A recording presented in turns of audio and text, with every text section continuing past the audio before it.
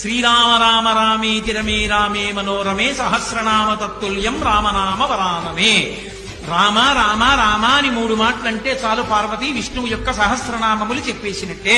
సంస్కృత భాషలో అక్షరాల్ని లోకి మార్చేటటువంటి సంప్రదాయం ఉంది. రా 2 మా 5. రామ అంటే 2 × 5 × 2 × 5 × 2 × 5. 2 5 10, 10 2 20, 25 100, 2 200, 100 2 200, 205 1000. సహస్రనామ తత్తుల్యం రామనామ వరాననే.